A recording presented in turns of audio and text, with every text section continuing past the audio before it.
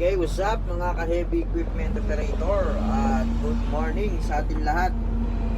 Nandito tayo ngayon sa Buraida, sa Al Qasim, sa Saudi Arabia. Nandito tayo sa kumpanya ni Chef Al Jazeera. Ito yung trabaho natin mga ka-heavy equipment operator at mga ka-timpil. Ito, kiniklearing natin tong area na to dahil gumuguho dun sa may pinaglalapagan ng humihigop ng tubig.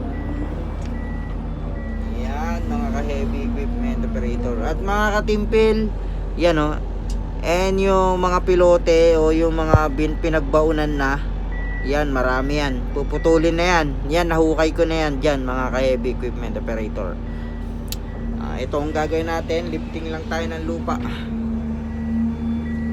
Lilipat natin din sa kabila. Shout out sa lahat ng mga ka-heavy equipment operator natin dyan.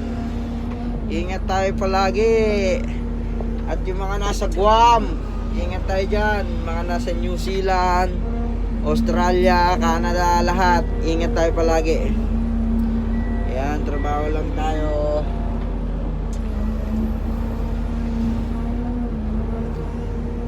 Ito ang trabaho natin ngayong araw. Update ko kayo sa aking trabaho.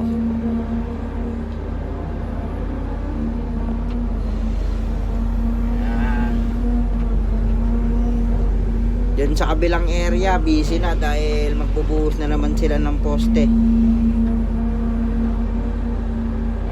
Pakita ko sa inyo mga ka-heavy no? Nakikita nyo yan? Yan o. Yung butas na hinukay ng drilling na yan, yan pinapasukan ng bakal tapos bubuhusan, magiging katulad na nito.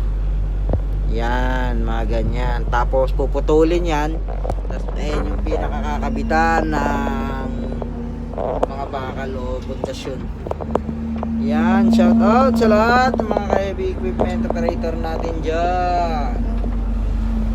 Ingat tayo palagi sa work. Tayo sa Buraida. Buti nalipat na tayo rito para maiba naman yung trabaho natin.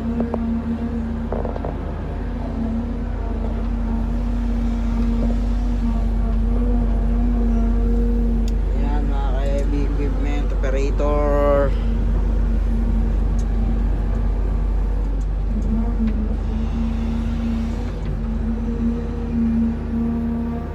Okay guys, bye-bye.